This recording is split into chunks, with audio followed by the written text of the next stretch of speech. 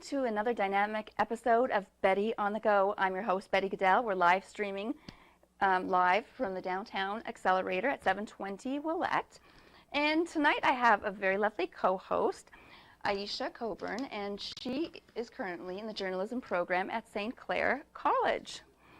And we have an exciting guest, and it goes right in with the whole theme of today, which is movies, because there's the film fest, there's the writers conference, there's all kinds of stuff. So we have our guest today, Mr. Wayne Mclean, and he is a script consultant. But if you ask me about the Ukraine or ISIS or the elections last night in the the United States, that I can talk about for an hour more. If you ask about movies, then I could go for probably 24 hours as long as they keep giving me water.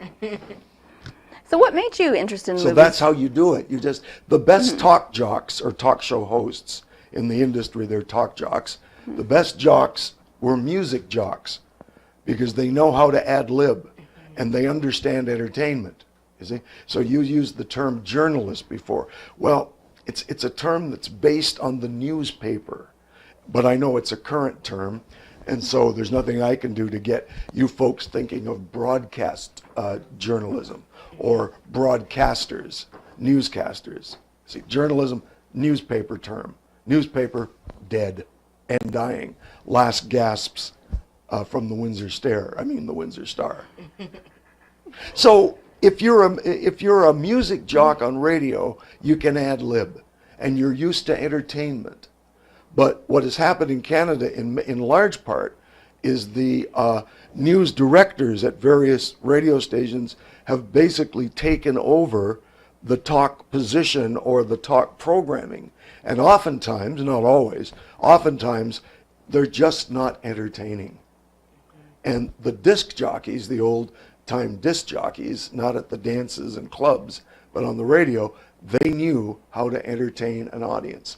So when I got into talk, I just tried to take the elements of music radio, top 40 radio, like Q95 or whatever they call it now, 95.5 and AMP 98.7. I took the high energy and moved it over to talk radio, and the callers became the records. So the records were in those days 2 minutes long, and so you put the hits on. The hit records, give me the hit callers. Okay. Okay? A little bit of show business for you. Thank you. You're welcome. So when we're talking about scripts. If this guy can come and fix the microphone, can they bring me a water? Oh, absolutely. Please? Absolutely, of course. Anybody? Yeah. Casey, Brian? Anyway. I mean, if they're going to do that, you might as well do okay, scripts. Okay, scripts. So now we've got WIF, the Windsor International Film Festival coming up. And there's so many different movies. I mean, you've got a plethora of movies coming out, and they come as fast as they leave, right?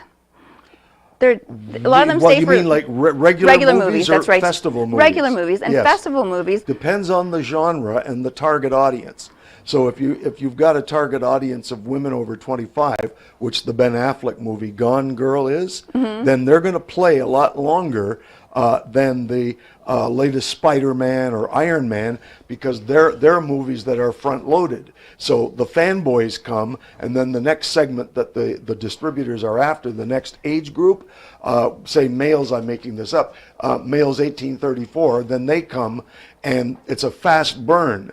But the weekends will open, usually you'll see, thank you, oh, a lovely glass. Got any vodka for it?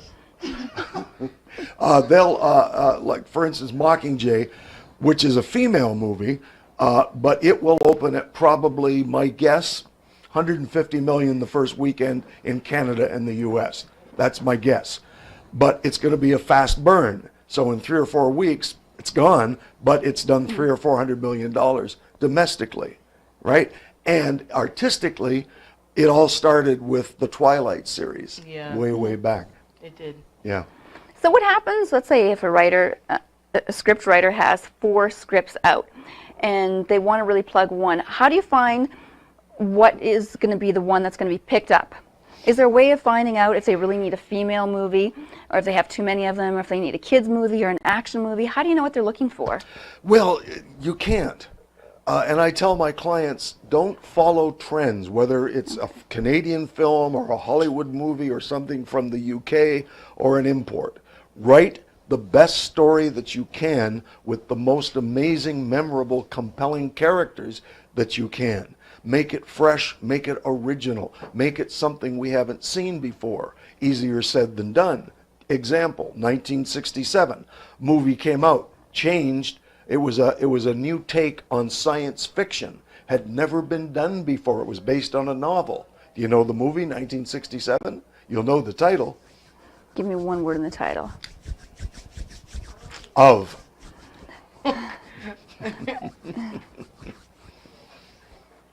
No? You said No. science fiction? Yes, but it was War a of the new Worlds? take on what not that's a good guess. That's 1953. Oh. War of the Worlds. George Pell produced it. No, this is 67. A new Planet of the Apes. Yes! Ah, I did it! I can't believe it. Okay. It hadn't been done before. Okay. It was fresh. Science fiction, time travel, big twist. Okay? And that's what's called a layered subtext plot, but that's another story. So in answer to your question, there's really no way of knowing as a writer. Now, generally as a writer, you're sitting down and you're saying, okay, what's my concept? What's my big movie idea? All right? And is that big movie idea something that I can express in a sentence called the log line? You know that term. I know the log line, but maybe other people don't, so we can here's an discuss that example with it. of a log line. It's your movie in one sentence, and so you're looking to see whether it's marketable or not. You're looking to see if an audience would pay to go and see it. You're looking to see if the whole movie is contained in the one sentence. And you're also looking for the central conflict of the movie. And you're looking at who's going to be the hero and who's going to be the villain. Okay? So all of that a producer can tell in one sentence if it's a great concept. Here it is. A robot from the future has come to tell a woman he's here to kill her and her unborn child. RoboCop. The Terminator. The Terminator. Oh, they're all the see? same. So Sorry. if you- They're pretty Boeing much are, movies, yeah. yeah. Yeah. A high school girl meets and falls in love with a teenage vampire only to find that she's being wooed by a werewolf. The Twilight series. It's all in the concept. It's all in the idea. So And having a focus on that idea and not jumping all over the place. yeah, so And you'll target understand, here's another way of expressing concept, very few words, usually referred to as a high concept. Let's make dinosaurs from old DNA. Jurassic Park. Yeah. Yeah, right? It's a good movie. Yeah. Wagon train in space. Armageddon. You see? I'm just trying to think. Dances with Wolves in Japan. The Last Samurai. So there are different ways of expressing concept, but the most common way for writers starting out, use the log line, the one sentence. That's true. You know, so now that the Windsor International Film Fest is going on until November 9th, it's their 10th year anniversary, and I was so excited that they're bringing back my most favorite movie in the whole entire world, There it is. Incendies. This movie is so compelling. I thought when it was played in 2010 as the opening movie, I was really dismayed that I did not have my camera, because if you could see the people's faces as they were leaving the film, it was It's a documentary film, was it not? From Quebec? It was from Quebec. Uh-huh. Not really, you know, it was more of a drama. Yeah, it was nominated Yes. as for an Oscar for foreign film. Yes, yes, yes. Hollywood thinks that anything from Canada is foreign, and yet $1 billion of the annual box office in Canada and the U.S., $1 billion comes from Canada, but they think it's a foreign country. It's true. Like if it's Quebec, it's foreign. Yeah. Well, you know Foreign what? language. So they brought back this film for the film Yes, festival, sure. and we got to actually see it today. It was so fabulous. Yeah. That was one of our favorite films, and it was also. And I thought of Wayne. I thought of you because I thought it is the script. It is Oh, shucks. just wow. That's all I can say is wow. Okay, You have to what's see the this movie. what's the concept of the movie? Can you tell it to me in a sentence? Can I tell it to you in a sentence? Oh, It's really hard to do this, by the way. It's unfair. Don't have to, Betty. While Yeah. she does that, side note, this is from 2010, the newspaper. yeah, I know. I kept it because I love this movie. She loves the movie. And they brought it back. I was excited. That's what I'm where saying. did Yeah. they show it? At the Capitol? They showed it at the Capitol. She It was stayed the opening out up. 24 hours after the movie finished in front of the Capitol in snowy weather just to see if they'd show it again. That's how much she liked the movie. Wow. And then every day for the next year, she'd drive by the one block and just circle the block around the Capitol for a year. That's how much she liked it. Well, I really did like that movie. But you know I what? won't give up the day job and go into comedy, believe me. Okay, Wayne, there's Yes. one other movie that you have to see, Uh-huh. and we saw that today, and we couldn't believe it. It's Family United. It's a Spanish film, Okay, yes. and talk about concept. It has a little bit of comedy, it has drama, Yeah. it has musical, it refers back to film history, and it just evokes emotion. So you'll like it, your wife will like it, your Will fathers. will my beagle like it? Well, maybe. So But there is is it subtitles. Spanish from Spain or Hispanic from the U.S. or It was subtitles, that's right. And they're playing it again. It did so well, and they had such a great feedback from the audience that they're bringing it back. They're doing another showing tomorrow night at the Capitol Theater at 11:30 So- p.m. and- And that's Family United. You've got to see this one. Yeah, this is tomorrow night, Friday. Tomorrow night, Thursday. So, You know why? Because we always do our show on Thursday. It's only because we only do our show on Thursday, and I now have it's no Wednesday. idea where I am, ladies and gentlemen, most of the time. So we're talking with this, but now these are film festival movies. What do you think is going to be the newest Main Street blockbuster? Well, I can't, nobody can predict the future, but I think we're going to see a fairly large opening for Interstellar, which is a science fiction movie with Matthew McConaughey, who won the Oscar And who last does year car for- commercials now? Yeah, he does, for Lincoln, for Dallas Buyers Club. And it's Chris Nolan is the director who did the Batman trilogy and the Leo DiCaprio picture, Inception. Thank you for that. And Memento. Well, of everyone course. loves movies. Yeah. So, and along with it, for the family, will be the the latest CGI tune, which is Hero 6, I think, is the title of it, and I think it's from Pixar. I'm pretty sure it's Pixar. Disney owns Pixar. Does anybody know if it's Pixar for sure? Thank you very much. Okay. Okay, I'm not too sure. Yeah, well, Brian says it is. Well, if Brian says it is, then it is. You know it. All right, those two, and then of course the biggest hit of the season will be the Hunger Games and Mockingjay Part 1. Yeah. And I think it will be. But you see, in the movie biz, there's no guarantees. Even if it's the Hunger Games, there's no guarantee. You're out there on the street soliciting audience and hoping that they come in, or that they. Well, of course, this will be theatrical. Some movies are released now day and date where they have download VOD video on demand and theatrical. Tends to be very small independent movies that'll do that. And if you have Express View or Kojiko, you can download a theatrical that's opening the same night or is going to open the next weekend or whatever it is. So, but it's unlikely that these movies will all be theatrical. Well, like Twilight Zone, Hunger Games. Twilight Zone Or, Twilight Twilight series? Zone. Twilight Zone. Yeah, No, that's Twilight. sorry. Just crossed over. into That was the good too. Twilight Zone. It's a world of fantasy and fiction. We've just crossed over into the Twilight Zone. But things like The Hunger- You saw the original? The Twilight Zone, With- the black and white. Yeah, Yeah. isn't that amazing? Yeah, we were forced to watch it in school, and then I just liked it. So What did they have to chain you and drag you into the classroom and chain you to the chair? yeah, pretty much. Thinking, why am I watching this? What's the point? Yeah. Right, yeah. Okay, sorry, Betty. My Oh, no, that's okay. So let's say all these movies that have a specific genre, like Hunger Games, and the audience is more, not just to teens, but a wide audience of teens, right? So I think a lot of script writers think, wow, that's a great idea, and that's what's selling, so they go and write all these scripts. And by the time it's ready for the market, it takes about 2 years from the time the script is bought, not taking into account the time that it takes to write the script, if it's an original script. Then when the script is purchased, it's another 2 years before it's made and released. Yep. And so by the time that happens, then there's a new trend.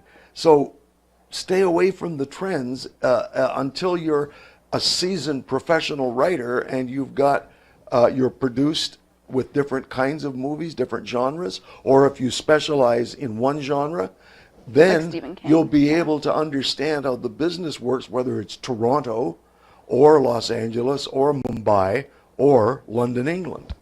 So as an emerging writer, write your story. Give me a great story. And another thing, okay, now they have all these ratings. I mean, they rate your movies, whether it's R, PG. Now, if you, in your head, think, oh, no, this is actually a PG movie, families can see it, and they give it a 14A, so that completely changes the audience, right? Well, it can have an effect on the audience, yeah, but not so much on the PG. But you see, you got to understand that we, living in a border city like this, we're inundated with American radio stations, 65 of them over there, and 25 television stations over the air without cable or satellite.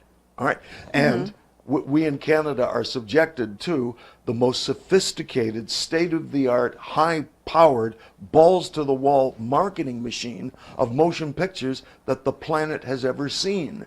All right?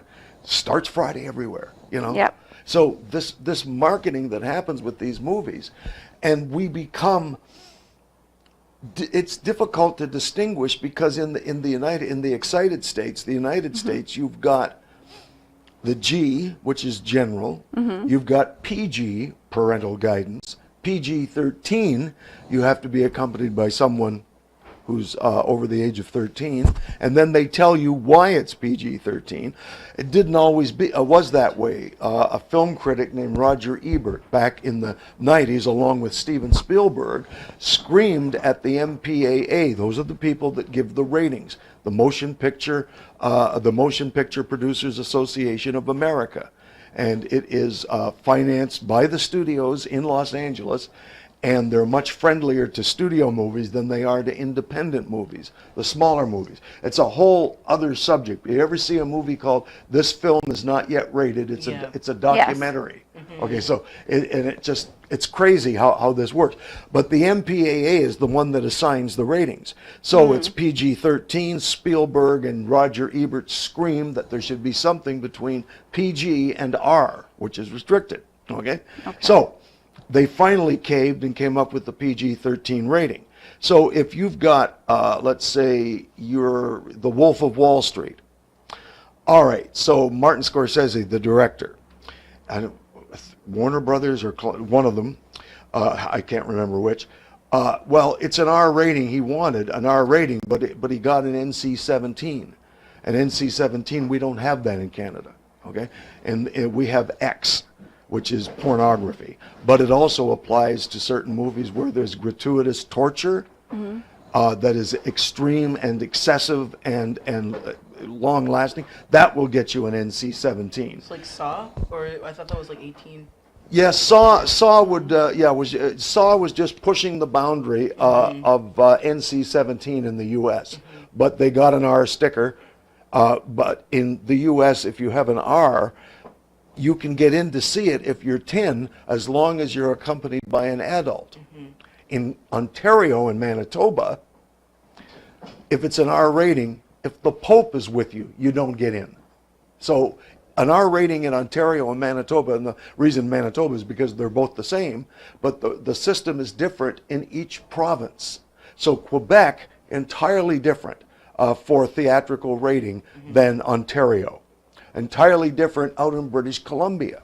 Oh, it makes it so confusing, yeah. So it becomes very complex. In America, the rating system is national, and it's done by the MPAA. So as a writer, you're best not to worry about that kind of thing. Just get your script Just out there, just write do it. the best story that you can with the most amazing characters and something that's fresh, like Planet of the Apes, like the Twilight series was a fresh take on science fiction and a fresh take on the vampire werewolf movies, or as I like to say, the werewolf movies. Where's that wolf? Okay, so I have a little new segment called Betty's Bitch Blast, right? I love it. I love it. Let's hear it. Okay, so talking about ratings, Yes. are ratings for smoking in films, like, what the heck, right? I'm going to tell, this is my bitch blast about this, is an R rating for smoking in films, because, and the reason that they want to put an R rating is because they think that smoking behavior will instill this behavior in people watching it. So all of a sudden kids are watching people smoke and they're going to be more susceptible to pick up a cigarette. Or they can stand in line at a gas station and watch the attendant serve an adult and pull back the little cupboard that they have that covers all the cigarette packages, right? They can do that. Yeah. Or they can go home, and if one of their parents smoke, they can watch the parent light up the cigarette, put it in a mouth. The cigarette is a nicotine delivery device. You get your fix, you put it in your mouth, you light it, you get your fix. But you know what? I'm so sorry about that. A lot of times PG ratings, you can slit someone's throat. There's so much violence. Shoot someone in the head. So now that I see all these people getting shot in the head, am I going to go out and shoot people in the head because I've seen it? No. Yeah. You get to a certain age and you know fantasy and fiction from reality. Kids know that with their own cartoons. But not all So you're kids not- know yeah. it. No, And if you yeah. look at the Columbine, But an R rating, look at maybe the a PG rating. Columbine, An R rating, Yeah. really? look at the Columbine disaster, tragedy. Those two, Dylan and, I mean, they watched Leo's picture where they wore the long trench coat, and I can't remember, basketball, it was a Basketball Diaries or something was the name of it. The latest school shooting, something very similar off the internet, all of this stuff that's going on, in film and on the internet, of radicalizing people for various causes, so it's not completely true with respect to the cigarette smoking, but yet it is true at the same time, because it's going to affect some people. So what do you do with that? Well, Why I'm sorry, are you but angry about it? Well, I'm just saying that you can have a glass of wine, right? Yeah. And a lot of times that's in family Or movies because the whole vodka, family's like- sitting down having glasses of wine, right? And there's so much alcoholism, or there's people going to Yeah. casinos. I mean, that's just starting a Pandora's box. Really, it's what it is. It's But- creating jobs for someone. But if people were serious about the smoking in the movies, if the government were serious, stop taxing cigarettes. Yeah, or just That's selling true. them in general. Yeah. Make it illegal, or use the liquid cigarettes. Oh that yeah, are- the E ones. yeah, Oh, there's Yeah, a I whole mean- thing Yeah. with that. I mean, Are those the legal for vapor. movies? Yeah. Are vapor cigarettes legal for movies? the vaporizing one. Yeah, vapor cigarettes are legal The- for movies? I mean, they don't So, really the- put them on there, but it's not like it's illegal to be. There's nothing illegal. The only thing about movies that's illegal is to let someone in who's is underage to an R without an adult in the U.S. or to an R here in Ontario. Yeah. You can't. I mean, they used to have movie theaters back Oh, back before the internet. Don't sit on those seats. But So- anyways, so- let's just change that subject. We only have about 4 minutes left, and I want to ask Yeah. you like a million things. Oh boy. Well, if Oh my gosh, look at, there's so many books. Well, we all love this one because it's Elliot Grove, and he's Rain Dance, of course, right? So, but then there's this script writing book, Write the Picture. What do you tell aspiring screenwriters? What is the best book that you would recommend? Well, I would not recommend anything by Elliot Grove. Okay. Just wouldn't for many reasons. Let me see the other. A screenplay writing. I just picture. kind of picked those up because you know Not what? There's bad. like Robin 100 of them, right? Okay. And do you have another? No, that's just the Windsor International Film Festival Film Guide. Festival. All right. What I tell my clients is stay away from anything by Sid Field, Yes. who was the first pioneer actually. But the difficulty with one of his books, which I read, is that is what's called plot points. He wants them at specific page numbers. And this is art as well as business. And, you know, when you're working with art, you don't have something happen on page 29 and then something on page 89. It just doesn't work that way, right? So the book that I recommend is by a professor from the University of Syracuse in New York. Okay. And his name is David Trottier, or we would say Trottier. Oh, Here in Windsor, but we we're would- French, tortilla, right? So David Trottier, and it's called The Screenwriter's Bible. Okay. And it's on its 5th printing now, and it's a textbook at film schools, and it is the best for writers just beginning. If you're writing your first, second, third script, take a look at Trottier, the first section of it. The rest of it, don't read it. Just read the first 2 books where he talks about the essence of screenwriting. And it's really good, and I've recommended it to all of my clients that were starting out if they asked me that question. It's a great primer. The Screenwriter's Bible, David Trottier. Okay. Now, Wayne, Yes. if someone wants to get in touch with you for consulting services, they can go to your website, and that's Wayne's Movie World, and so it's www.waynesmovieworld.com, or they there can it call, is. or they can call you, right? 519-735-0442. The phones are ringing, and or they can email But you at wait. Wayne@waynesmovieworld. And so you can actually look at their script, whether it's just beginning, and you can do edits on it or help them out with it, and you can help them develop a I can do my best Concept, right? to try to help the writers with their scripts And there's student discounts. and there is a student discount, and there is a loyalty discount, and there's a discount for returning materials. So with some of my clients, I'm on the 7th draft, but the fees go down with each material. But the main thing, I'm really at the bottom tier in terms of pricing for a screenplay, and I just added another product, short scripts or short films, 25 pages or less. nice. And I There's think so many shorts. it's- Yeah, you covered that at the journalism, the Mediaplex. Oh yes. Okay. All right. Well, thank Okay, well, we you. got to wrap it up. And also, don't forget to register at wi.wc.org for the Writing Across Boundaries Windsor International Writers Conference for professional and beginner writers. There will be agents and publishers so that they can critique your writing. That's November 13th to the 16th at St. Clair Center for the Arts. And I encourage everybody to go, because anything like that is worth its weight in gold. Exactly. Wayne, thank you so much. Thank you, Betty. And thank you so much, Iesha. Thank you for having me. Thanks, Aisha. It was a Yeah. lot of fun again for the second time. Yeah. So thank you so much, Wayne Mclean. Thank you so much, Iesha Coburn. I'm Betty Gudel. Have a great weekend. Don't forget to tune into our other shows, Beyond Incredible with Ashley Nicole, The Convergence Report with Michael Thomas, and Jock Talk with Brett Hedges. Woo, all exciting stuff. Have a wonderful, fabulous weekend. Don't forget to see that film. What film do you want to see again? Family United. Have a great weekend.